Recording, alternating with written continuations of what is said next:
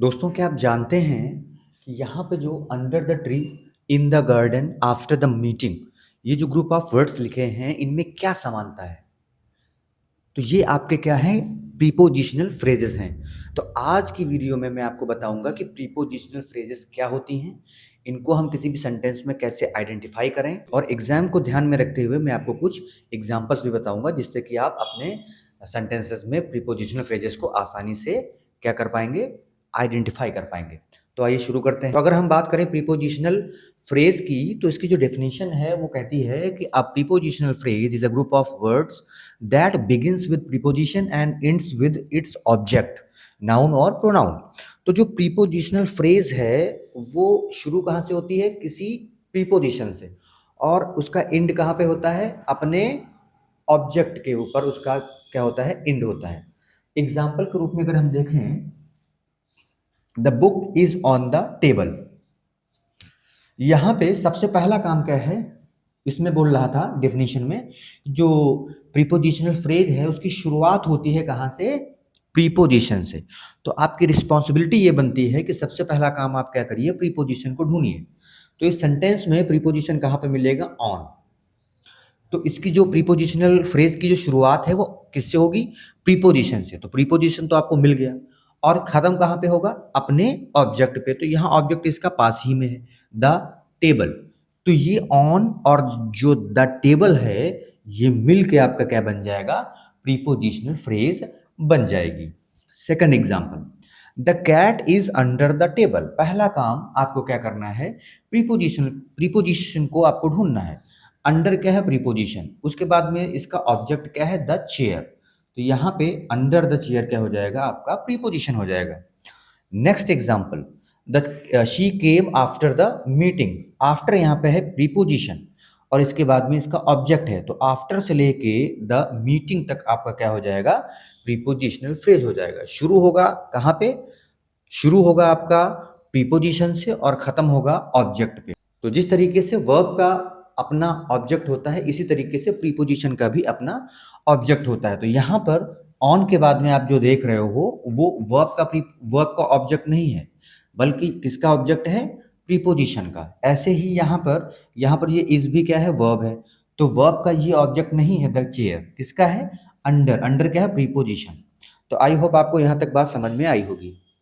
Next जो बात है प्रीपोजिशनल फ्रेज पे, वो ये है कि जो प्रीपोजिशनल फ्रेज है वो कैसे काम करेगा, एडजेक्टिव के फॉर्म में या एडजेक्टिव के रूप में काम करेगा। एग्जाम्पल के माध्यम से समझते हैं। The girl in the blue dress is my cousin. सबसे पहला काम आपको क्या करना है, आपको इसमें प्रीपोजिशन ढूंढना है। तो इन क्या है, प्रीपोजिशन है। तो इन द ब्लू ड्रेस, ये आपका क्या हो जाएगा, यहाँ पर इन आपका क्या हो जाएगा, प्रीपोजिशन हो जाएगा, और द ब्लू ड्रेस इसका ऑब्जेक्ट हो जाएगा। तो यहां से लेके यहां तक आपका क्या हो जाएगा, प्रीपोजिशनल फ्रेज हो जाएगी। अब ये जो प्रीपोजिशनल फ्रेज है, ये जो प्रीपोजिशनल फ्रेज है,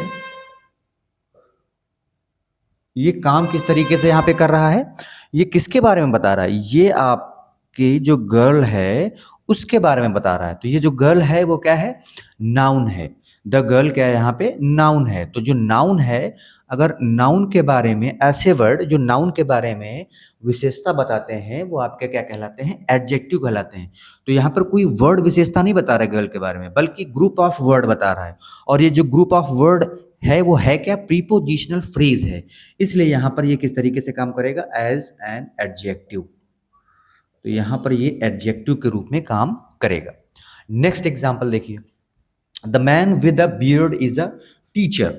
the man with a beard, अब यहां पर प्रीपोजिशन क्या है, विद अ बियर्ड, ये आपका क्या हो जाएगा, प्रीपोजिशनल फ्रेज हो जाएगी। ये जो विद अ बियर्ड है वो हो जाएगी प्रीपोजिशनल फ्रेज। और ये प्रीपोजिशनल फ्रेज किस रूप में काम करेगा, कैसा काम करेगा, एज अ एडजेक्टिव। क्यों, क्योंकि यहाँ पर जो मैन है वो नाउन है। यहाँ पर जो द मैन है वो क्या है, नाउन है। इस नाउन के बारे में आपको एक्स्ट्रा इंफॉर्मेशन दे रहा है कौन, ग्रुप ऑफ वर्ड। तो ये जो ग्रुप ऑफ वर्ड्स है ये क्या हो जाएगा, प्रीपोजिशनल फ्रेज हो जाएगा, और आपका किस रूप में काम करेगा, एज एन एडजेक्टिव। तो यही चीज थी जो आपको बताती है कि जो प्रीपोजिशनल फ्रेज है वो कैसे काम करता है, एज एन एडजेक्टिव वर्क करता है। दूसरी बात देखते हैं इसकी क्या है। जो सेकंड चीज है वो ये है कि जो प्रीपोजिशनल फ्रेज है वो कैसे काम करेगी, एडवर्ब के तरीके से काम करेगी। एग्जाम्पल के माध्यम से समझते हैं।